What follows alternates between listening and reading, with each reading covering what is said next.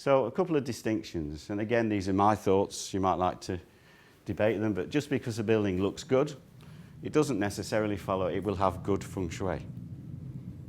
It doesn't mean that because we've got some really smart, high-tech building that the feng shui for the occupants of that building will be supportive. And I recently had a visit to the new BBC Media City in Salford, and one of the briefs there for the office areas, they asked the designers to create an office environment that would make people smile. Now, for me, that's a much more positive brief than give me an office space for 150 people, you know. And they had to be creative, and I do believe they've done that. So, when a building's been designed without using feng shui principles, it doesn't mean that it will have bad feng shui. The converse also applies. Okay. These are a few current examples of buildings. Some of you may have seen these. This one's in London, the Strata Tower. I have to be careful professionally what I say about these buildings. They are my colleagues. But this has obviously been built as an ecological building. It's actually got 3 wind turbines in the top to generate energy for free energy for the building. So ecologically and environmentally, it's a good building. But I'm not too sure about the form. What's this sort of pointy, sort of curve shape doing to other buildings in the area? These buildings, again, these are the ones I just picked out of the architectural press. But this sort of bulging elevational shape is to me, a very sort of repulsive form. It's driving me away. Yet these are very high-class apartment buildings in Old Street. This one's in Birmingham, again. My personal view, this is architectural symbolism gone a bit mad. It's in the jewellery quarter. It's the place where they make jewellery in the city. And so the architect decided, jewellery. We'll have all this sort of cutaway filigree pattern here, and the whole of the top will look like some sort of crystal diamond shape. I just wonder how it would be for people to live in there, that's all. Now then, talking about architecture gone mad, this is Feng Shui gone mad. And this building hasn't been built. It was designed for the Shanghai Expo this year. And it's known as the Ren People's Building, designed by a company of Danish architects, BIG. And looking at it architecturally, you think, wow, that's an amazing form. Just the sort of thing I could do on my computer. But this building was supposed to embody very overtly, all the 5 elements. And the shapes down here, the triangle, the square, the circle. The triangular shape is a fire, which is supposed to be replicated in this form. The square earth shape is supposed to be replicated in plan, because there is a square underneath where the 2 buildings meet. The circle has been put into this form here. Looks a bit like sort of gorgonzola cheese, but that circular metal form is there. The water waveform is quite obvious from the shape of the buildings. And interestingly, one leg of the building rises from the land, one rises from the sea. And the vertical tree shape at the end is viewed from this side when you see the building in that elevation. It's interesting. Oh, the whole thing, by the way, creates the symbol, Chinese symbol Ren for people. So whether that will be a good feng shui building, I don't know. But certainly it had a lot of meaning that the architect was trying to convey. Now, Hong Kong and Shanghai Bank. I think this is probably one of the last examples, but very quickly, because I'm just aware of time. This building was designed by Norman Foster, a landmark building in 1987, I think it was, and it obviously designed for HSBC as the headquarters in Hong Kong. And the interesting thing here is that Norman Foster was asked to consult with the Feng Shui geomancer to make sure the building would be okay.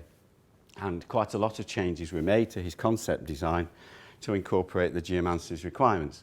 And one of them was to do with the what architects and structural engineers do on the face of buildings to strengthen them, is to put some cross bracing all the way up.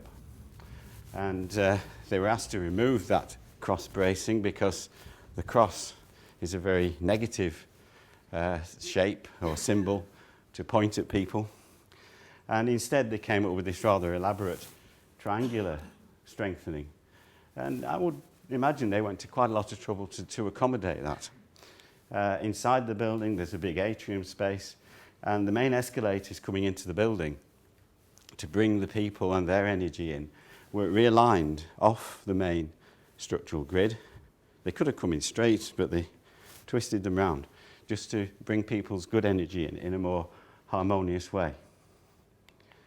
A few years later, and just before the Hong Kong government passed over control from the British government to China, this building, the Bank of China, was designed by I.M. Pei, a Chinese-American architect, and we guess he knew a little bit about Feng Shui.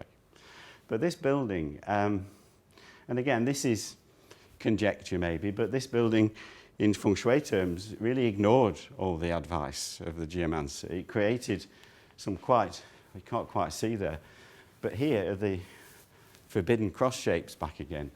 The building is known as a cleaver building.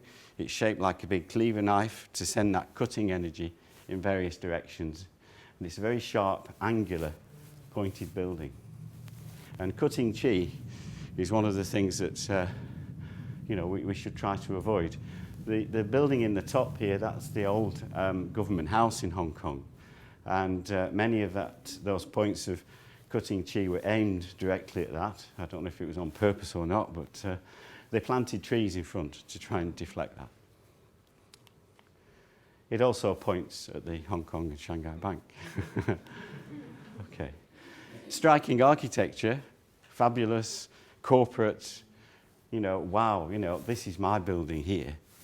But Feng Shui, what's happening on a subtle level? I was also told that these two chopsticks on the top, I think Sylvia told me this, is also quite a bad symbol to hold two chopsticks up like this. Kids get told off at home if they do that in China. But that symbol was there as well. So these are a few key points. If you are a designer or involved in design, or if you are a Feng Shui consultant, this is the common language. These are the things that we can share between us to help us produce a more beneficial environment. But the focus has got to be on the occupants of the building, their needs, their well-being, their aspirations. The location and orientation of the building, there are some very subtle things. Architects are really more concerned about fitting it on the site and tying it in with road patterns and services and this sort of thing. But when we overlay some of these other considerations, and I've done it myself at work, then, it doesn't mean you can't do the other things. You just do things slightly differently. There's always a middle ground. Quality of chi in surroundings, the form, as we were seeing from some of the things that were going on in Hong Kong, it's very important. It's, again, something that architects can't always appreciate at an energetic level, but it's there. The flow of chi in the layout, well, I think that's something that we're all more accustomed to as practitioners, that good flow has got to be there, and the layout of the building can promote that. So when positioning rooms and spaces and walls and doors, some regard to that will help tremendously. The use of harmonious structural forms. I suppose structural engineers like to express themselves, and some of the forms that we see aren't always that good. They form some sort of visual clutter that takes our eye away. Location of key spaces in buildings, I think that's an essential one from what Rachel was saying. Putting the right people in the right place within a space has a very important effect. Incorporation of nature. That doesn't mean blast a load of plants into the office or whatever, but it's about incorporating those natural references to give us, you know, a reference back to, you know, we are natural beings. Keeping it simple, less is more, and the timing of construction as well. That's something that I became aware of as being quite vital, really. So, this is my definition. Feng Shui architecture is the integration of architectural design and Feng Shui principles with respective disciplines working together, co-creating buildings and spaces in harmony with the environment to support health, well-being and prosperity. Thank you very much.